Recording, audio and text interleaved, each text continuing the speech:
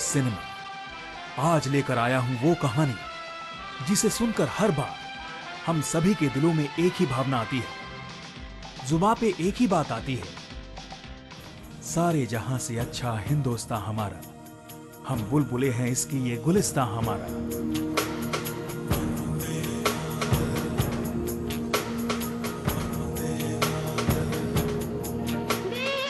आजादी पाने का जश्न हो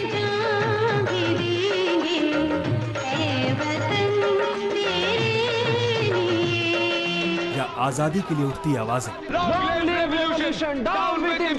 कसम हमें है इस धरती की, अपने लहू से लिख जाएंगे क्रांति। मकसद तो देश की रक्षा करना ही रहा। जवानों, मोर्चा संभालो। और इस मकसद को हासिल करने में मैं हर मोड़ पर खड़ा रहा, सबको हौसला दिया। इन 100 सालों में मैंने हमेशा कोशिश की कि आपकी रगों में भी देशभक्ति का रंग दौड़ा सकूं। तू ही था मौला, तू ही आन। मैं सिनेमा आज एक बार फिर आया हूं आपके साथ आजादी के 66 सालों का जश्न मनाने। साल 1947 में जब 14 अगस्त की रात 12 बजे पंडित जवाहरलाल नेहरू ने लाल किले पर तिरंगा फहराया था, तो पूरे देश की आंखों में नमी और होठों पर मुस्कुराहट थी। मुस्कान आजादी की लड़ाई को जीतने की, और आंसू उन वीरों की याद में जिन्होंने इस दिन के लिए अपना सब कुछ कुर्बान कर दिया। वो कुर्बानियां पन्नों में अमर तो हो गई, लेकिन सिनेमा ने उनको वक्त वक्त पर जिंदा किया।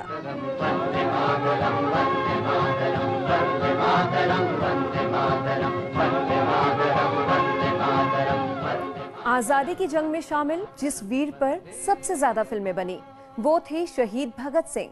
हर दौर के किसी न किसी कलाकार को भगत सिंह बनने का मौका मिला। मनोज कुमार से लेकर अजय देवगन तक हर किसी ने पर्दे पर भगत सिंह की जिंदगी और कुर्बानी दिखाने की कोशिश की। ओ मेरा रंग दे बसंती चोला, ओए रंग दे बसंती चोला माए। हिंदुस्तान की आजादी की लड़ाई में भगत सिंह सरीका एक ऐसा क्रांतिकारी भी रहा जिसने महज 23 साल की उम्र में देश के लिए अपने प्राणों की आहुति दी। हिंदी सिनेमा में इस क्रांतिकारी की वीर गाथा को गर्व के साथ पर्दे पर पेश किया गया और मनोज कुमार, अजय देवगन से लेकर बॉबी देओल ने भगत सिंह के इस किरदार को पर्दे पर जिया। बार बार इंकलाब का नारा लगाते हो, इसका मतलब भी समझते हो आप? इनकलाब एक लड़ाई है जुल्म और नाइंसाफी के खिलाफ। इनकलाब एक पंजाब के इस सपूत ने देश को शहीद शब्द के असल मायने समझा, तो वहीं फिल्मों में जब भी ये किरदार लोगों के सामने आया तो देखने वालों के दिलों में भी देशभक्ति की लौ दहकने लगी। इनकलाब एक पुकार है सोए हुए आवाम को उठाने के लिए, और देश के लिए मर के भी कैसे जिया जाता है ये बात लोगों को आसानी से समझ में आई।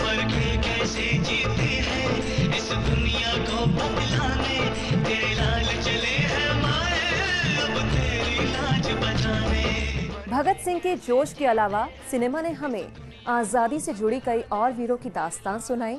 आजादी के लिए 1857 में पहली बार आवाज उठाने वाले मंगल पांडे, लौह पुरुष सरदार वल्लभ भाई पटेल से लेकर आजादी की लड़ाई को अंजाम तक ले जाने वाले राष्ट्रपिता महात्मा गांधी, बड़े पर्दे पर हमने इन सब की कहानी को देखा।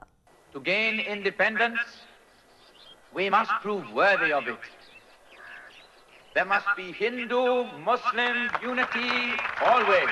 गांधी, जिनकी एक आवाज पर पूरा जन सैलाब उमड़ पड़ता।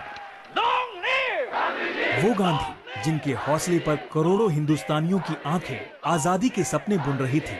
Salt comes from the Indian Ocean. Let every Indian claim it as his right. वो गांधी जिन्होंने अंग्रेजों को न जाने कितनी बार अपने इरादों के आगे झुकने पर मजबूर किया। I am an Indian traveling in my own country. I see no reason for trouble. उन्हीं गांधी को पर्दे पर 1982 में आई फिल्म गांधी में जीवंत किया गया।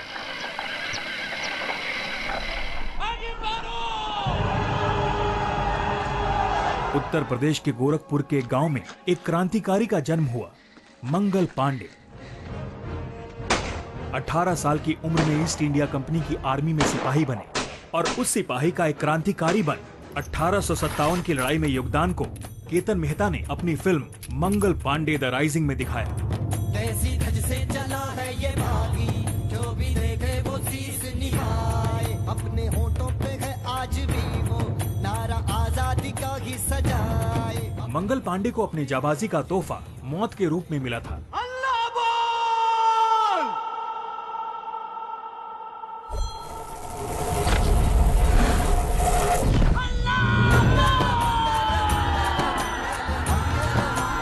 अंग्रेजों के खिलाफ आवाज उठाने वाले शहीद की जाबाजी सिनेमा ने जिंदा की।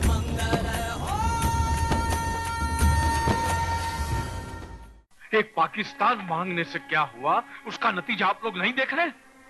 इस तरह हर आदमी अपना अपना अलग सिखिस्तान, जाटिस्तान, खालिस्तान मांगने लगा तो ये देश कब का एक पागलिस्तान बन जाएगा। अक्सर कहा जाता है कि सरदार वल्लभ भाई पटेल, जिन्हें देश ने सरदार के नाम से भी पुकारा, वो अपने इरादों के पक्के थे। जो लोग भारत में रहना चाहते हैं वो अपना हाथ ऊपर उठाए।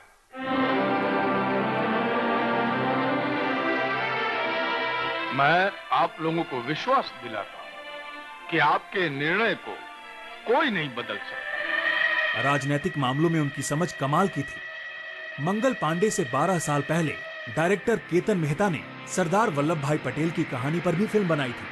धर्मनिरपेक्ष देश के अंदर संप्रदाय के आधार पर आबादी बसाने की नीति का मतलब होगा अपने ही सिद्धांतों को जड़ से काटकर फेंक देना।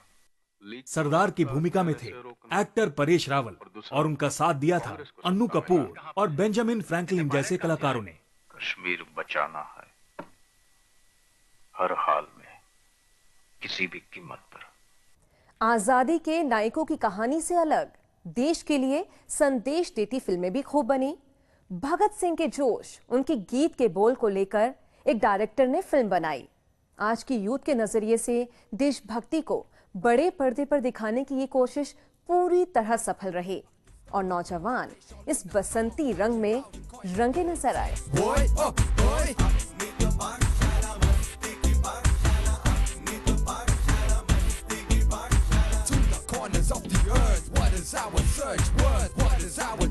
दिल्ली यूनिवर्सिटी के स्टूडेंट्स की सोच। कॉलेज दे गेट दे इस तरफ हम लाइफ को नचाते हैं ते दूसरी तरफ लाइफ हमको नचाती है। जिंदगी को उनके नजरिए से देखती ये फिल्म देशभक्ति का एक अलग ही रंग दिखा गई।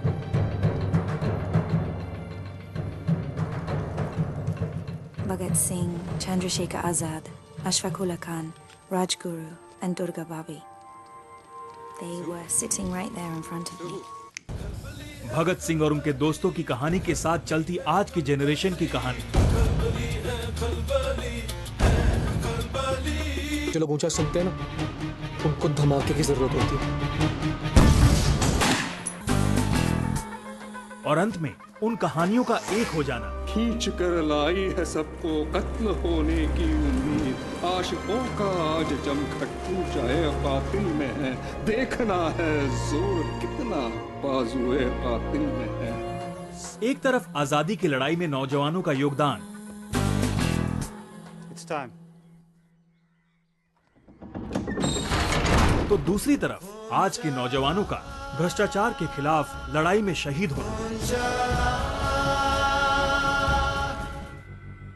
कोई भी देश परफेक्ट नहीं होता, उसे परफेक्ट बनाना पड़ता है। यानी संदेश साफ, आजादी की एक लड़ाई तब लड़ी गई और प्रशासन में फैली कुरीतियों के खिलाफ एक लड़ाई अब भी जारी है।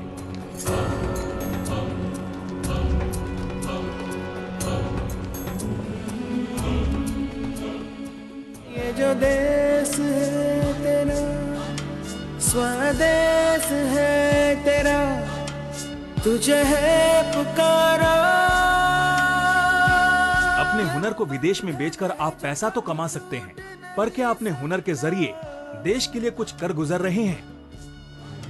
स्वदेश ऐसी ही एक एनआरआई की कहानी थी जो देश के एक गांव में अपनी नई सोच के साथ आता है। मैं नहीं मानता हमारा देश दुनिया का सबसे महान देश है, लेकिन ये जरूर मानता कि हमें काबिलियत है, ताकत है अपने देश को महान बनाने की।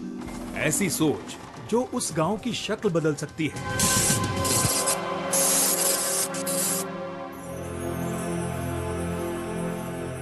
बिजली। इस फिल्म को आशुतोष ग्वारिकर ने बनाया, लेकिन यहाँ संदेश विदेश में बैठे उन भारतीयों के लिए था जो अपनी मिट्टी से दूर एक नई दुनिया बसाए बैठे हैं।